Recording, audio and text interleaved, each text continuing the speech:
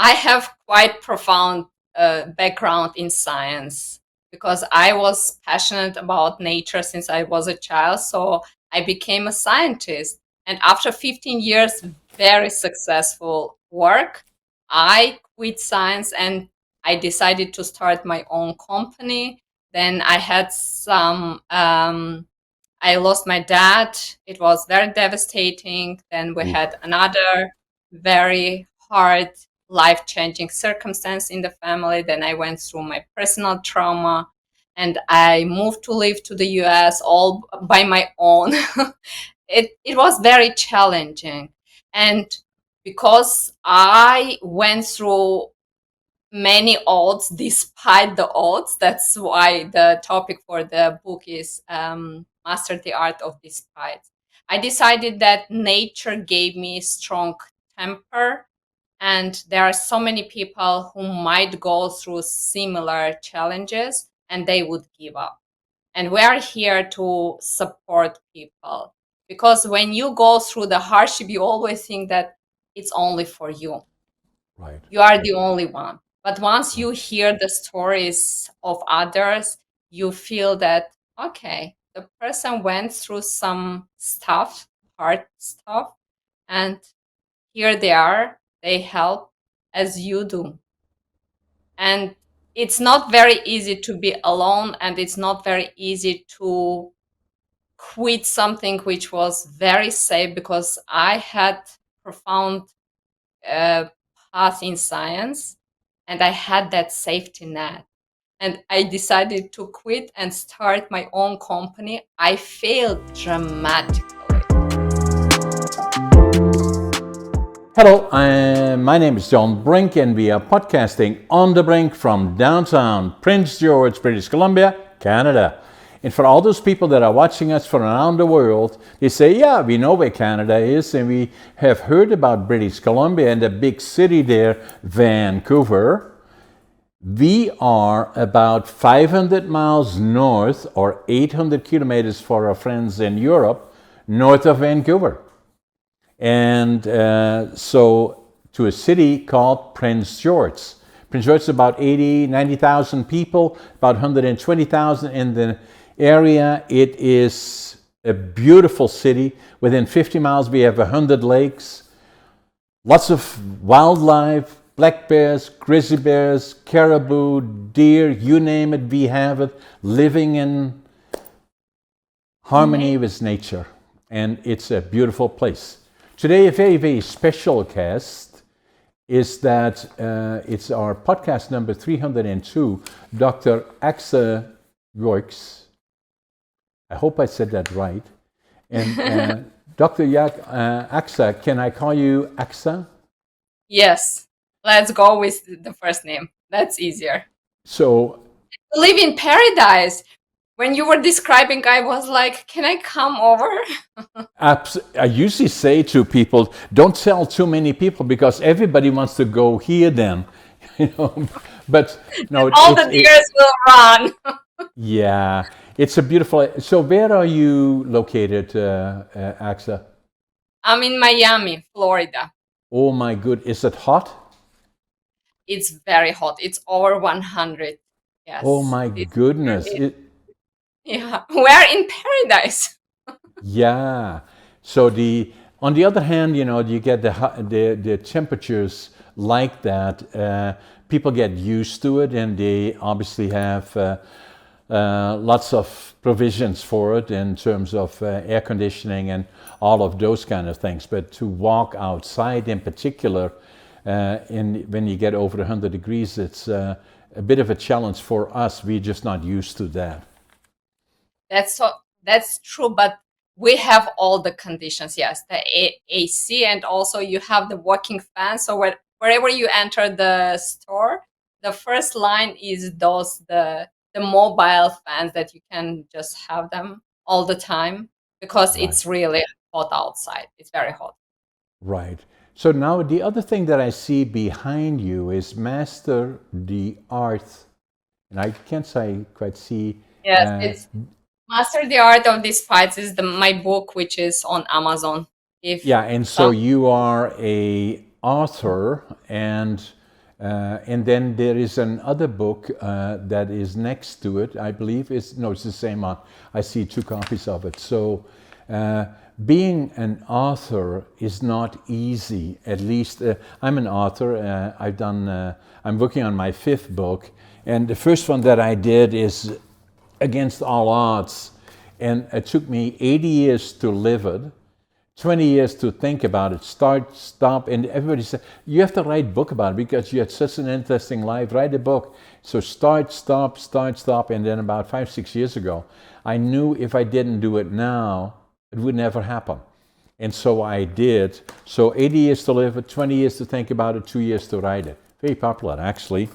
But what I tell a lot of people, it's not easy because there is always a lot to do with, okay, what should the font size be? What is the color? What kind of, should it be hard copy, soft one, marketing, distribution, printing? All of that is complicated.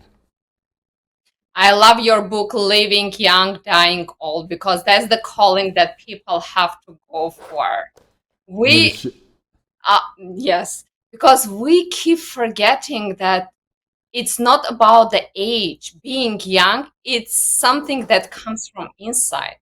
And once you find that harmony within, then you live perfect life.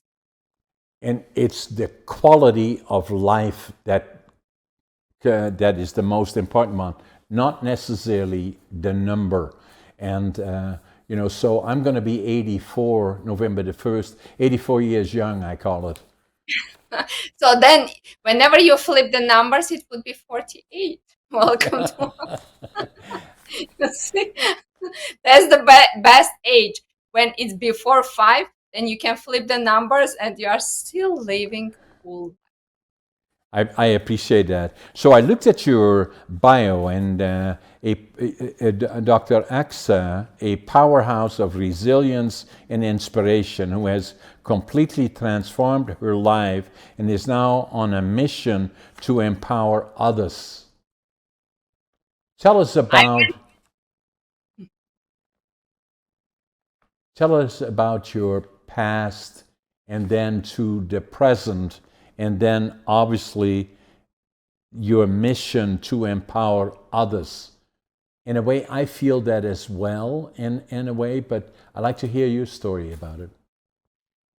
I have quite profound background in science because I was passionate about nature since I was a child. So I became a scientist. And after 15 years, very successful work, I quit science and I decided to start my own company. Then I had I lost my dad. It was very devastating. Then we Oof. had another very hard, life changing circumstance in the family. Then I went through my personal trauma and I moved to live to the US all by my own. It was very challenging. And because I went through many odds despite the odds, that's why the topic for the book is Master the Art of Despite. I decided that nature gave me strong temper, and there are so many people who might go through similar challenges and they would give up. And we are here to support people because when you go through the hardship, you always think that it's only for you. Right, You are the only one. But once right. you hear the stories of others, you feel that, okay, the person went through some stuff, hard stuff, and here they are, they help as you do. And it's not very easy to be alone, and it's not very easy to quit something which was very safe because I had profound uh, path in science and I had that safety net. And I decided to quit and start my own company. I failed dramatically. I failed so many times, more than any person can. And though I failed so many times and I was not used to fail, I still, yes, against all odds. Yes, absolutely. And that is not about success.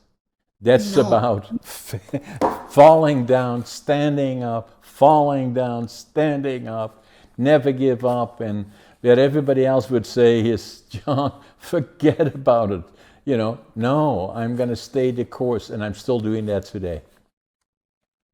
When you go, I always thought that the book's supposed to be about success, but every single book I read, it's mostly about the failure. And I was like, that's odd.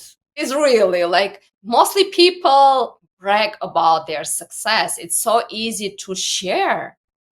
It's so easy to describe how you felt, you succeeded, you went through hardship, but when you describe everything that happened and you still keep failing and you keep going through the hardship, though you fail so many times, that's what gives people perspective.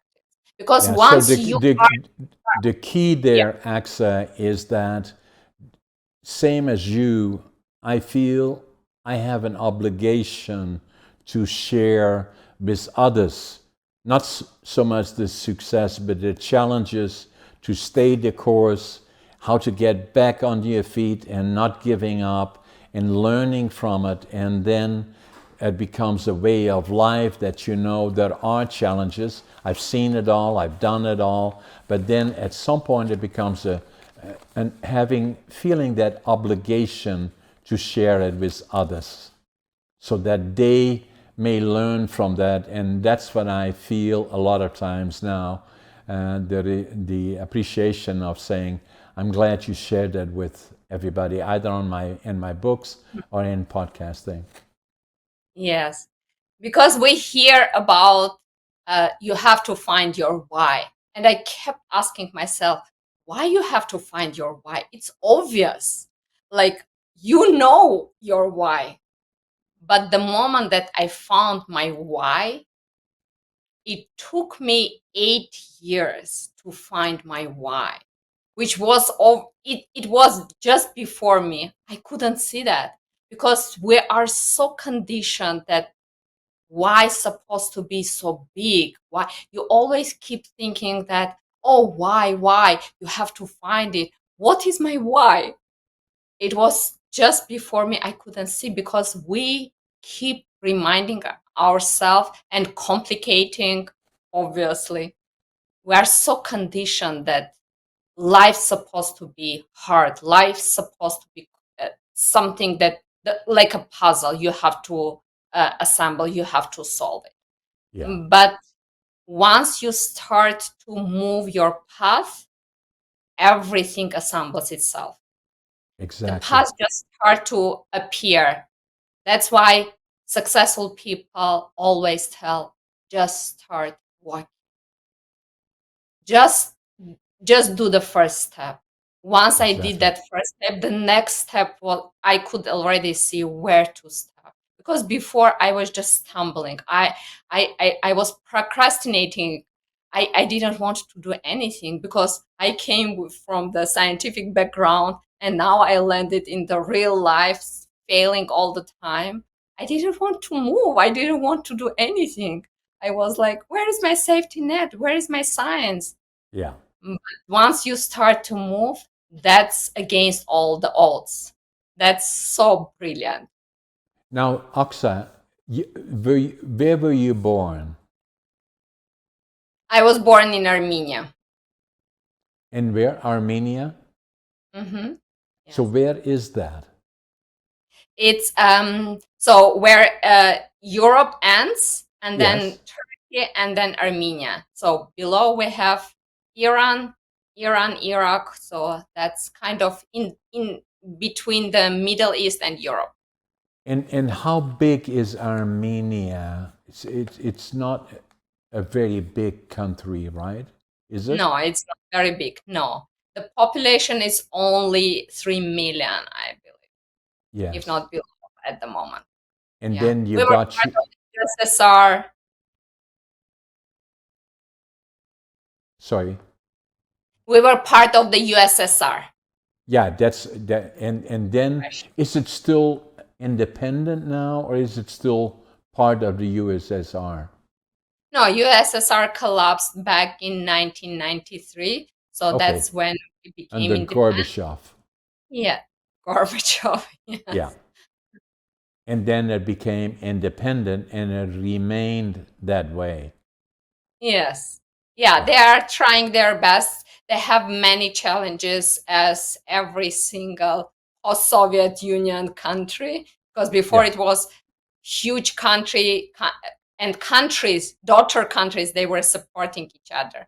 But yeah, now when you become independent and everything you do, you see the direct result. yeah. It's kind of being part of the small company or the team or being the part of the big company. Whenever you do the tiny mistake and you are part of the small team, everybody sees the mistake because every single person has some role to fill. But within the big company, it's easier to hide.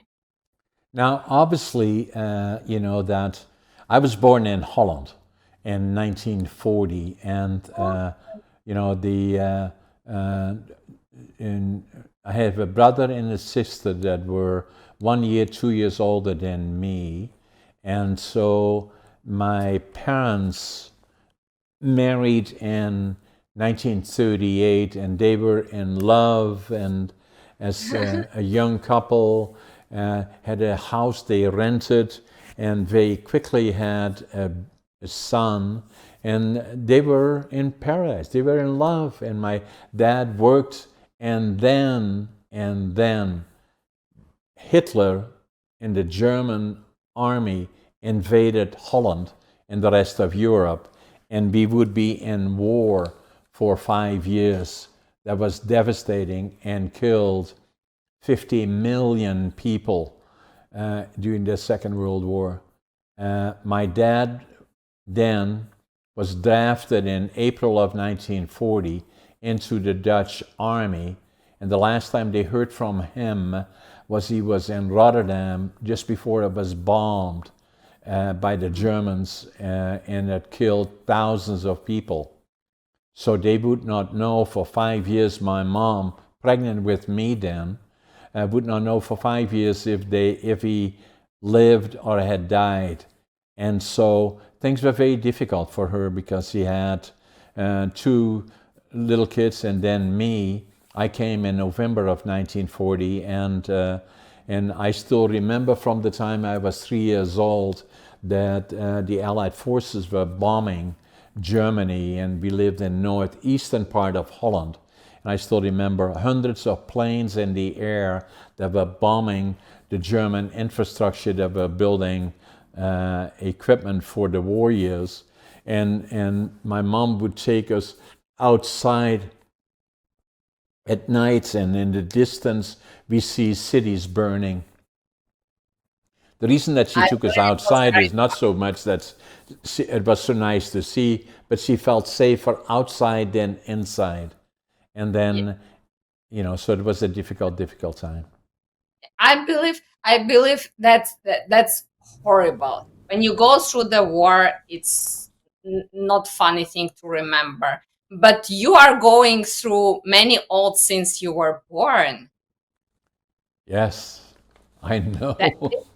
what makes you to be strong, because the life circumstances, they either make you or they break you, and if they don't break you, you just don't give up because you learn. The resilience comes from there. If we live Exactly. only in paradise and only good things happen, you don't become stronger, and you cannot Exactly. share your experience, because so many people, when I was going through the hardship, the only thing that helped me to just continue going is the story of other people. If not Exactly. that, I don't know what would happen to me. That's why Yeah. when I came out on the other side of the tunnel, I was, I decided for myself, you went through the tunnel only simply because of the story of other people. Now you have to Exactly. share, because people who come behind you, they need your story. They Exactly. some people are just walking the same steps as you did. Exactly. And that's our responsibility. Every time when people tell the stories about the hardship, I start to smile because when you describe just only 10% of what you went through, people they reconsider what is the problem really. They start to stumble as well, and they are like, oh, okay. So they just rethink what is the hardship in reality, and they Exactly. realize they have paradise. They are living perfect life. It's not Exactly. something to complain about. No. It's solvable. It's fixable. It's there is nothing that it's there is no turn. Yeah, you can just go through the hardship, and that's it. Nothing more. Yeah. You didn't come to that no turn point. If no, then you continue. Just continue. There are so many people who loves you. Every time when I talk to my family, I realize this is my why. This is why I go through the hardship. This is my responsibility. You cannot give up on yourself. No. There are so many people look at you. So many Exactly. people depend on you. And you can Exactly. never know for whom you are the sum, like the example. People watch you and they decide, okay, if she did, I can do as well. Exactly. We are not.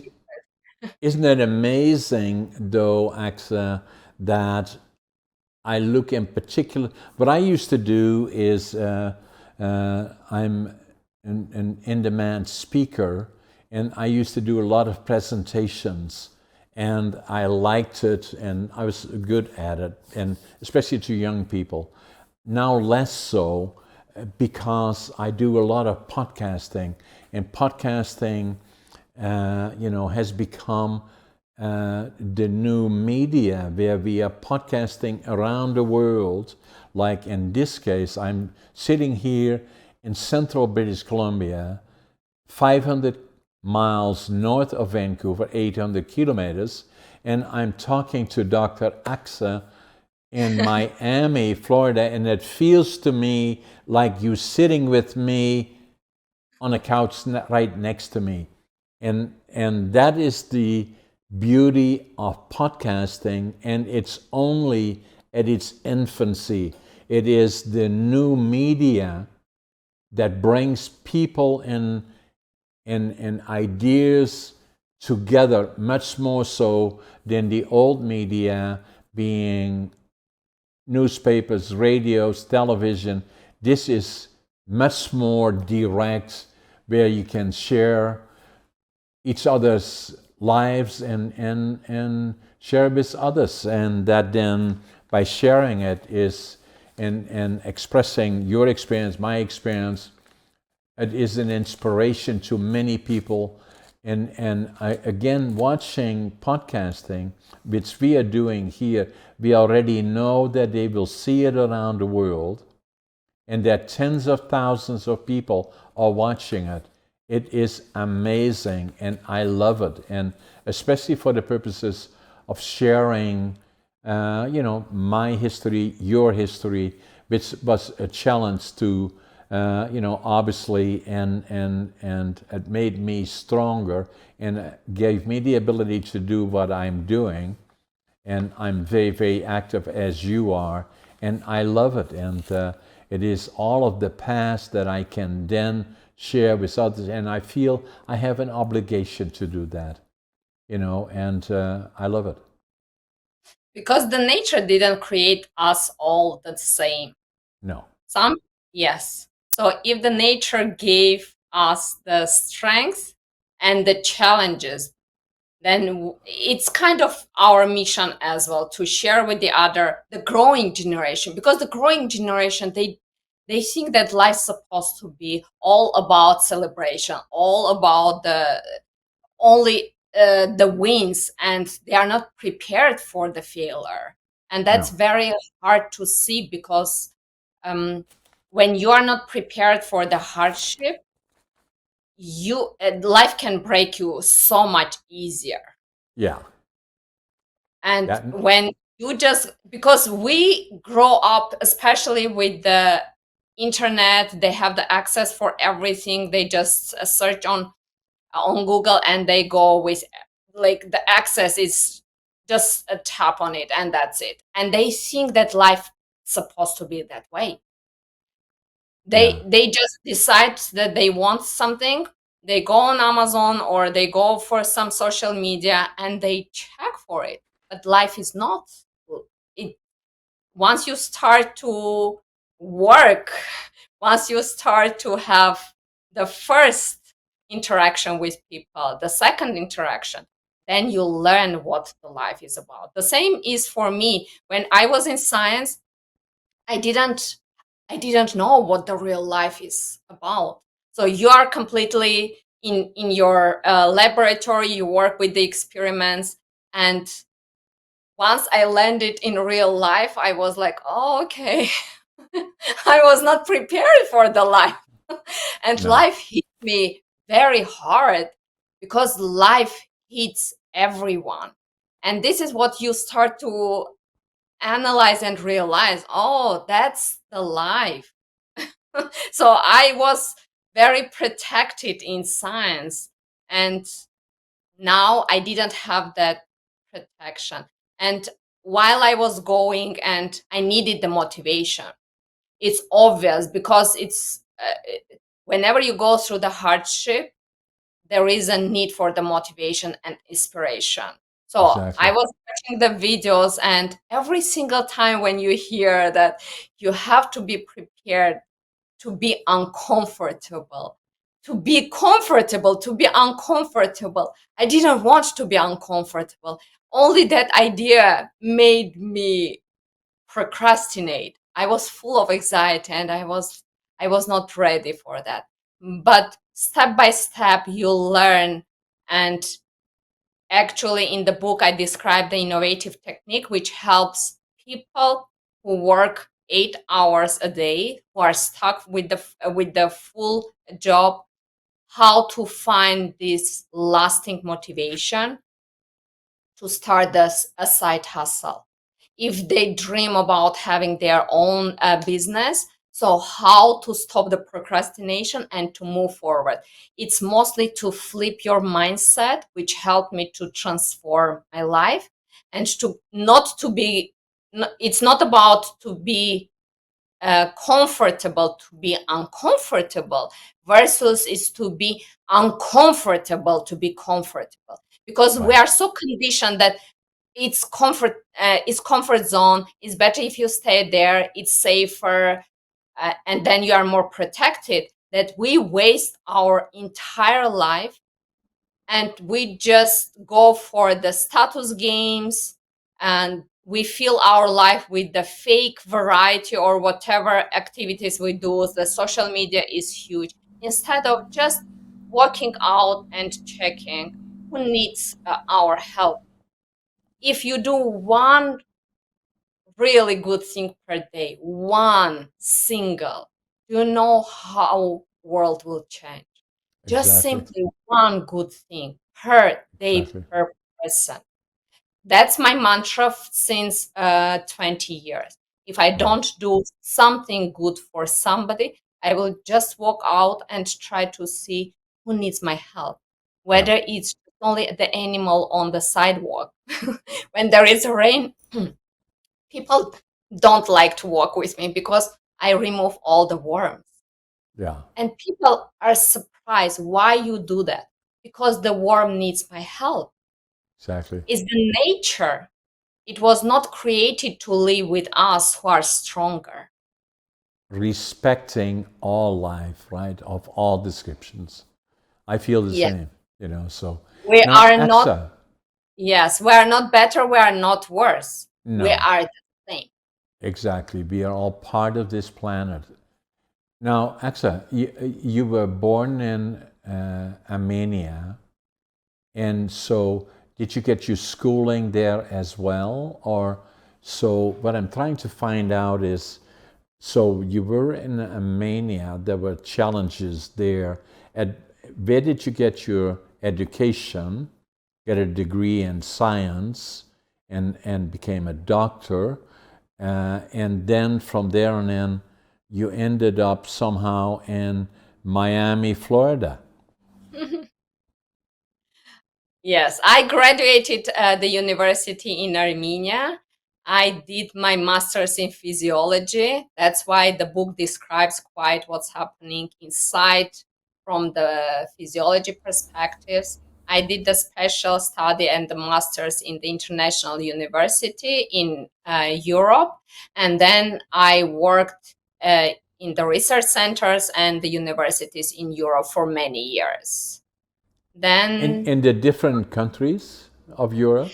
mostly, yes, mostly it was Germany. I lived for many years, Austria, Switzerland, and I traveled quite well in Europe. I love Europe. I studied in Greece. It was an international university. I did my PhD, and yeah, I won quite many high-ranked scholarship programs. Also, the first prize for my achievements, I was nominated as a person of extraordinary ability with 12 inventions, Wow. and I left all that and I just landed in real life without any safety net because I was like, okay, I did 12 inventions. I'm ready to start my own business. And no. And life decided, oh, you want real life? Welcome. It So was you not very. went from science and being a PhD in science, likely in university to teach others and be at the highest level and sought for your knowledge. And you said, no, I'm going to be an entrepreneur. And so uh, welcome to the world of business entrepreneurship, and from here on in, it is God only knows what will happen because there's so much dynamics different from the ones that you were so good at and had experience, because there are no rules. There is no that anything that possibly could happen will happen. That was my first impression as well. I started to learn about business already 5 years ago because I knew that I decided to quit science and to start my own journey. And it was quite frustrating because I realized that I have not only, there are so many things that I have to learn, I have to change my temper. I have to I have to tolerate the things which I was not used to. And the business people have different mindset. But I'm learning step by step, and that was also behind my full transformation that I went through because when I was going through the hardship, I gained a lot of weight, and I was not very kind to myself. Every single failure was taken very personal. But Yeah. when I transformed my life, within 3 months, I lost all the gained pounds. I am on the sugar free diet for 18 months and I sustained that. I sleep only 5 hours. I am full of energy. I did more during the last 2 years than I ever did in my life. And it was simply the change of the mindset because I went from being comfortable to be uncomfortable to be uncomfortable to be comfortable. Because Yeah. once you replace the fake activities that you just waste your time on, and you feel what serves you, or as I said, my mantra is to help one person a day. If I don't help somebody, I would just search for like what's possible to do, something good, at least one thing, one action, one just pass knowledge, just give the advice. Because I was very successful with the scholarships. Every single time I enter the stores, all young generation, they know already me. I start to talk to them. Do you decide, do you want to study? Do you want to go for the degree? Oh no, it's very expensive here in the US. I have to pay and blah, blah, blah, all the stuff. We all know that the universities are very expensive. I would just sit with them. I would explain how to get the scholarship, how to search for the scholarship, how to apply for the scholarship, the knowledge that no one spreads about. And every single time I enter the same store at the moment, they are like, oh yes, I remember you were talking about the scholarship. I'm already searching for what's possible to be done, because the talent has to be helped. If we don't help the talent, maybe within 10 years we're ending up not to have doctors, scientists, or people who really do the good job. Especially the scientists. No one wants to go in science at the moment. So we need to help whoever wants. Because in 10 years, if there is another virus like coronavirus, I don't want AI to create the vaccine. I want scientists to create the vaccine. We need to cultivate that culture, that we need educated people. We need people who would be in science, who would still become doctors, who would still become lawyers, not only business or influencer people. So if I look at around the world, that I can see both in the U.S. and in Canada, going to university can be very, very expensive. Excuse me. On the other hand, and we have less and less people that going because simply they don't know how to get scholarships. Other places like Japan, China, and some of the other countries that were not so active from the educational perspective are being very, very active in those studies. Am I correct? Yes, because they realize that the base for the economy is science. Whatever the science can create, you can convert to create the product, bring it on the market, and this is how you develop the country. But the scholarship, it's everywhere. I was surprised when I'm talking to professors at the university. They always tell, you cannot imagine. There are millions that the universities just give away to anyone who wants to apply for the scholarship. Because at the moment, not so many, the young generation doesn't want to study as well. Because that idea that you can just be on social media, do whatever you want, and become very famous and make millions, it's spreading as crazy. And the young generation, they prefer not to make the death, like, because that's the idea that circulates, and it keeps like it goes in the mind of the young generation. I better go do something else instead of creating the desk for me. That's not true. There are so many options for the scholarship, the full scholarship. There are options to apply for the partial scholarship. If you need to cover 100,000 a year, you can apply for as many scholarships as possible out there for 5,000, 2,000, 3,000, 1,700, and you are not limited. And students don't know about that. And that's the information that we want to bring, to share with kids, with the growing generation.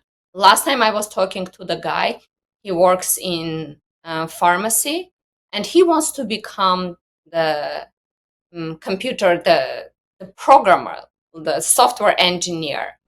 And he doesn't have the money. He's brilliant. And I was like, I will spend as much time as you need just to show you how to get the scholarship. You cannot just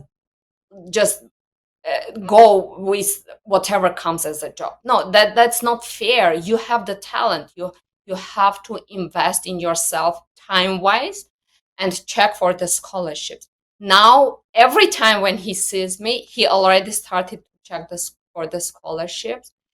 He greets me like 10 meters away. He is like, I am already searching for the scholarships. And that's what makes my day, because I Yeah, know that that's somehow I had the chance to change his life.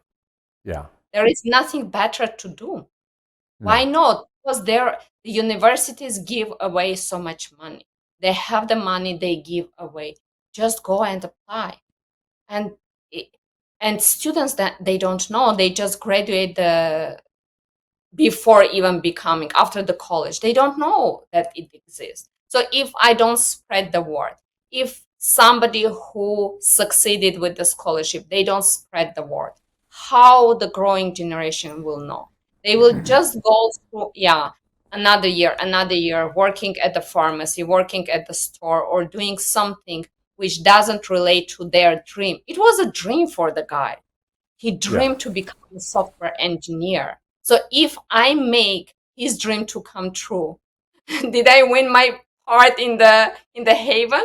Surely I did. Yes. But if he becomes the engineer and someday he would help somebody else, I don't need him to remember me. I don't need him to thank me. Absolutely. I really don't need that. But if he spreads the word to the next generation, I would be thrilled, because somehow he will share the information with somebody who would decide to become a scientist. And when I turn to be, let's say, 80, and another coronavirus or any other virus hits us, and we would need the vaccine, we would be on the safe side. We would know we already cultivated this culture for the growing generation, that being a scientist is a good thing, being a doctor is a good thing, being a software engineer is a good thing. Don't give up on your dreams. This is the path I went through. I'm showing you. If you don't know, come, I'll tell you the details. That's it. yeah, We also learned from somebody, so we need to pay it forward. Just pay it forward. One good deal a day. It's not a big deal. Actually, it's not a big deal. When you see the young generation or the young person next to you in the store, talk to them. Ask what's their dream, show the path, because you already have the experience. I always talk to people wherever I go, especially if I see young people. I always talk to them. What's your dream? Do you want to become, like, what do you want to continue your education? This is the path. Go and get the scholarship. Learn. Don't settle. Don't ever give up on your dream. It's no. possible. I did. You can do. And the inspiration, you just give that positivity, and they continue. So what I've done a lot of times is I talk to young people, in particular high schools, colleges, university, and talking about motivational things that makes my life interesting and different. I was academically not a success story. I failed grade 3 and I failed grade 7 3 times. And then they said, what are we going to do with this kid? And my parents were beautiful people, and some people said, send him to the mentally challenged school. And he said, no, we're not going to do that. So then they said, we'll send him someplace to teach him a trade. Now, my dad loved lumber. My grandfather was a master carpenter. So they said, a furniture maker. We'll make him a furniture maker. So at 13, I went to a furniture store, a furniture factory, and then nights to a college to make me a furniture maker. So that's what I did. So I always developed the dream. I loved working with my hands. I loved working in the furniture. And then I had the dream of, because I thought I was just as smart as the other kids that want to college and universities, kids can be hard on each other. So they would look, when I was going to the furniture factory, I became a laborer. And I like that today, but then I was kind of looked down at. So then, we were in the Second World War, as I said earlier. We were liberated by the Canadian Army, April the 12th, 1945. And it made such an impression on me that I always knew I would go to the land of my heroes, Canada. I wanted to go when I was 17. My parents wouldn't let me. And then I had to go into the Air Force for 2 years. And then I went to Canada when I was 23. And I wanted to start with nothing. So I had a suitcase, 3 books, 2 sets of clothes, and I wanted to build a lumber mill. Start with nothing. So I took the plane into Montreal, traveled across Canada by train, 4 days, 5 nights. Oh my God, that is a long way. And then landed in Vancouver, went to the immigration office, and I could not speak English. Fortunately, there was a German fellow. I could speak some German. I told him what I wanted to do is build a lumber mill. Go to Prince George, he told me. 800 kilometers, 500 miles north.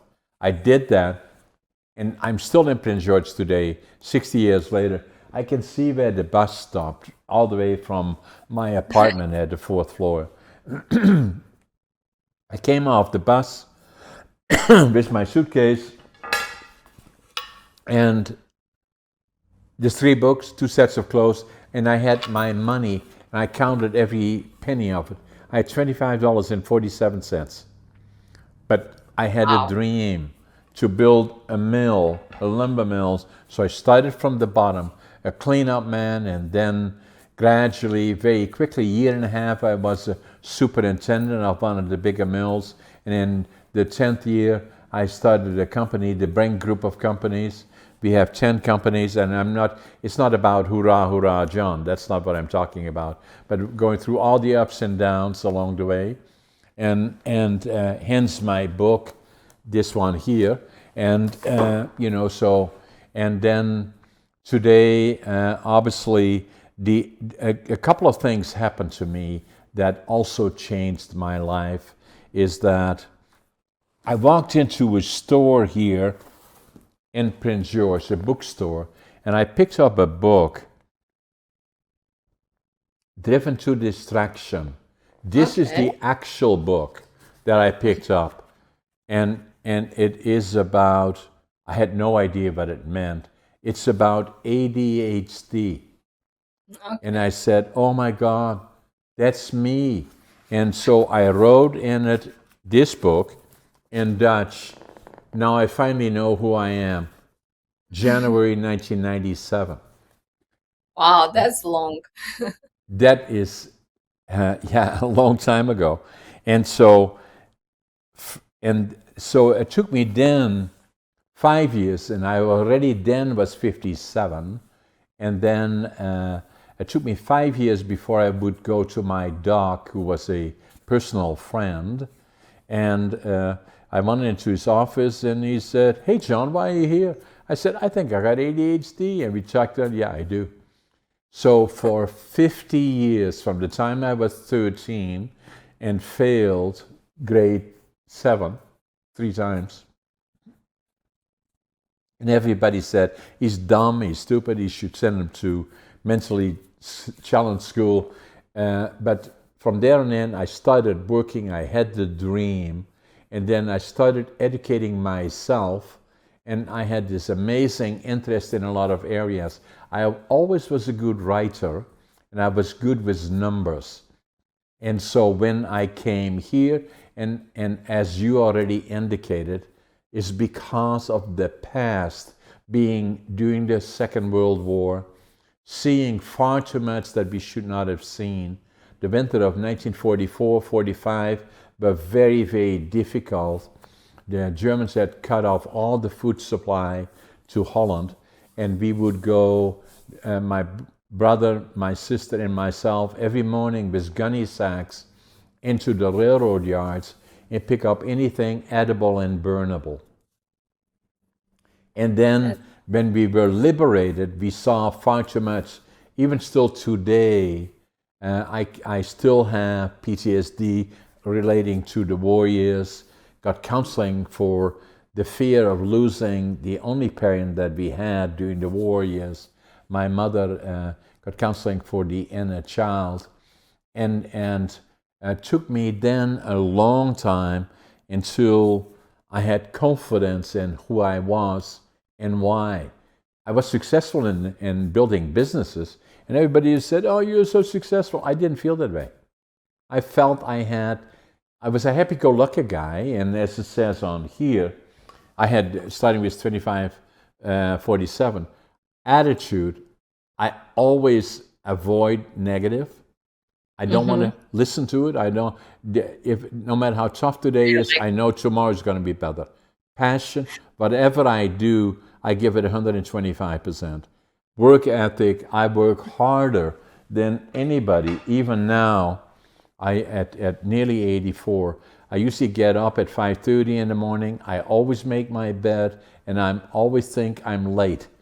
And so, and I love it, and I give it all that I got. But bringing us back to the kids that I talk to in the schools, the younger people, coming to the points that you were making, Axa, is that a lot of times I talk to them and then I say respectfully, after school, what are you going to do for a career? Or what? And most of them say, I don't know. And I say, but it's very important, respectfully, that you know, start checking it out. You want to be a truck driver, talk to truck drivers, see what they do, what does it all involve, blah, blah, blah. Or you want to be a contractor, build houses or whatever, talk to contractors. They love talking to people that say, I'm interested in what you're doing, I'm thinking about doing something. They love to talk to you. You want to be a doctor, talk to doctors about their career. You want to be a lawyer, talk to them. Even so, talk to entrepreneurs or business people. You know, get to know what they do, because the sooner you form a direction in your life is, I would like to do this for this reason, that reason, and the other reasons, it makes it much easier. So I found I should write a book about it. So the book that I wrote about it is Finding Your Passion, Living the Dream. And saying Yes. to me, hey, John, how about you now, John? You started working when you were 13. You're nearly 84, so you've been working for 71 years. Are you living the dream? I sure am. Every day, even now still. You know, work 12 hours a day and do whatever. I love my job and doing all the things that I do. And I believe all of those things are important. I'm fascinated why everybody think that going and being in academia makes you smart. That's so not true. When you are, because it's obviously you have to be smart, first of all, to write the book and to be successful in a business. It's nothing about the knowledge, it's how you are dealing with the life circumstances or what you do about what you learn. If you can apply, then how is it? I'm really like being smart. It's nothing about the education. It's all about how you go from one point to the second, or how you implement the knowledge that you have, the experience, and you just make your dreams to come true. And I believe it's very important at the moment because the young generation is very lost, and there is a partial fault from our side as well, because more and more people spread that information that you shouldn't go for the degree, it's very expensive. I believe when we share the information about the failure, that's so, it's more important than about the success. Why? Because when we describe everything to be perfect, only about the success, it gives the wrong perspective to growing generation. Like for me, I thought that life is the same like it was in science. And once I landed in the real life, started to hit me really hard. I was not ready for that. So if we prepare the growing generation and we pass the information, first of all, being smart doesn't mean that you need to go to academia. Let's make it clear. I never call everyone to go to academia or to get the degree. No. What I mean is, if somebody wants to go, we need to help them and show the path. This is, No if you question. struggle with the finances, this is the way. If you don't want to go to academia, don't go to academia. Just go become whatever. I respect every single work. I did so many things when I came to the US because I was alone. I needed to support myself. So it's not about what you do, it's about just to see your journey. What is the next? What are the options? What else you can do to help, first of all, yourself, your family, and then to help somebody else. Even if you did just only simply, seemingly simple job, there is still a story behind. There are so many people who were doctors in their home countries and they came to the US for the dream, because everybody talks about American dream, and they needed to work for the jobs which did they were not meant for them. It's considered to be that. Does it mean that they are not smart? Well, I doubt, but still, you were so successful. Who did, where it comes from that you were not smart?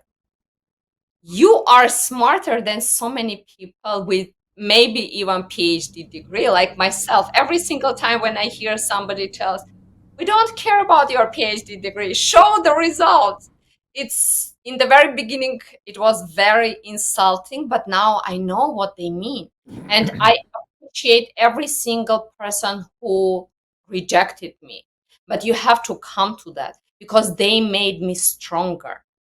If I would not go through so many failures, I would not get ready for the real life.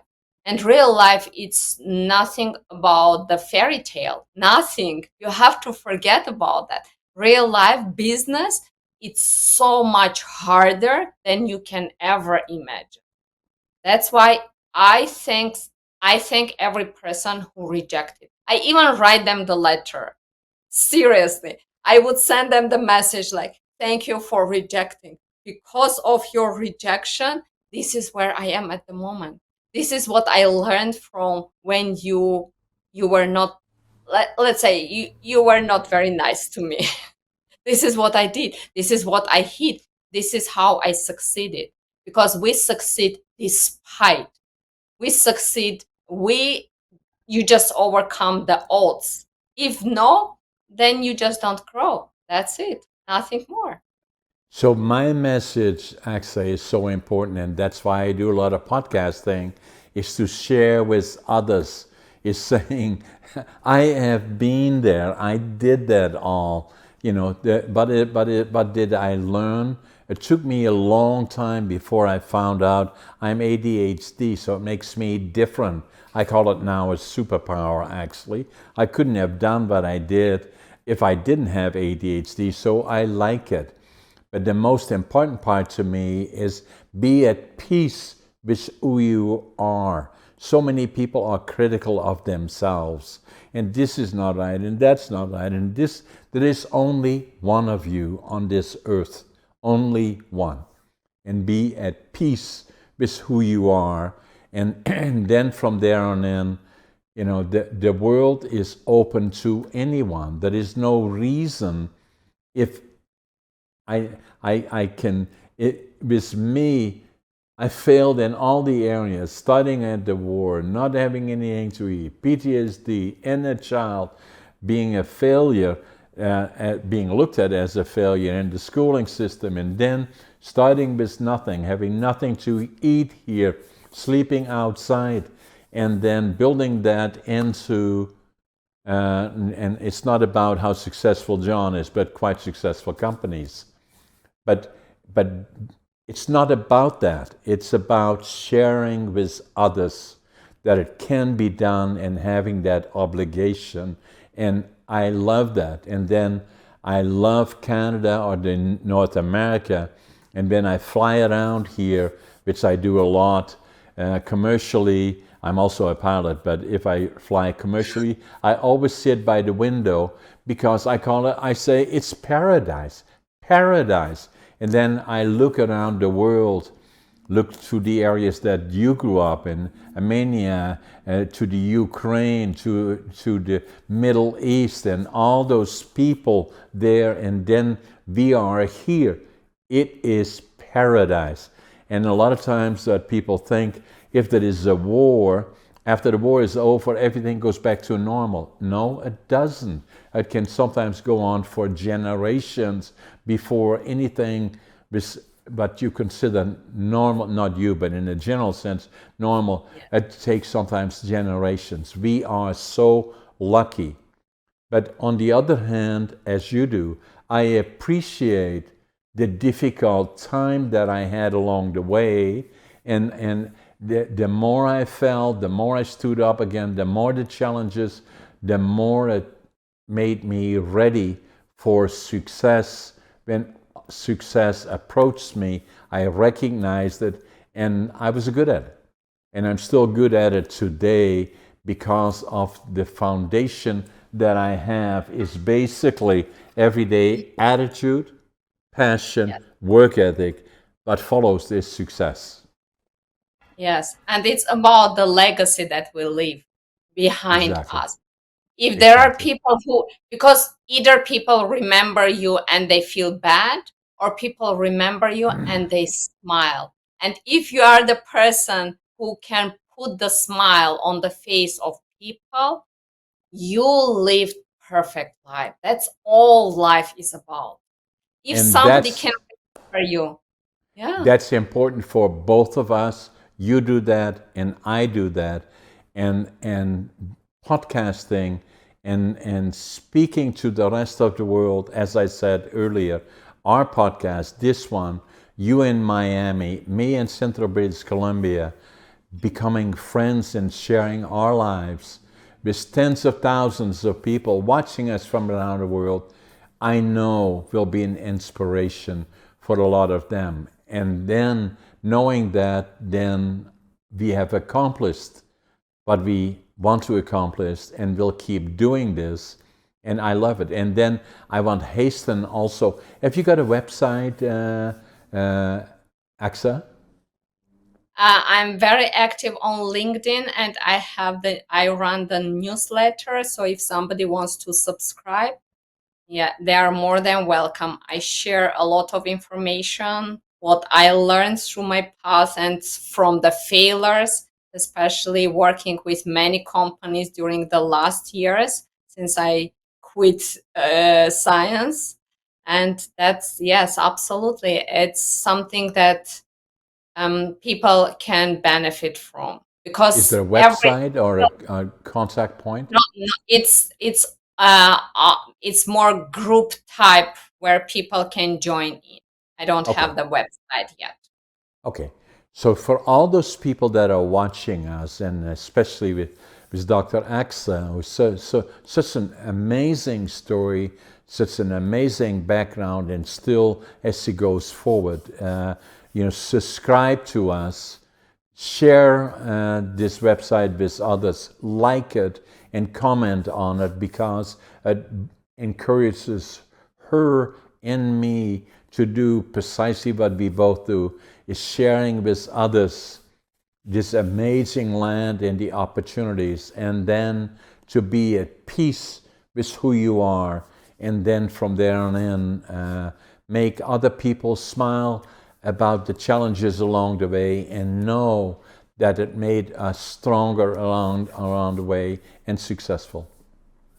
Yes. Dr. And Axa, it was at the end, if I can, I would just say that being kind, it's not about, it's really very easy. And if you see somebody on your path, never assume if the person smiles, people are very happy. People can go through tough times. So just be nice to each other. It's not very expensive thing to do. Try to help one person at the time or at during the day, and just pay it forward, because it always come back. Just be nice to each other. You never know what the person goes through. And respectful. And I Yes. agree 100%. Dr. Axa, it was an amazing podcast. Let's make sure we stay in touch. And again, thank you for being a guest on my podcast. Thanks for hosting me. I absolutely love what you do. It's incredible. Just continue, and we will have so much fun in the future. Thank you. Thanks, Dr. Axa. Take care. Take care.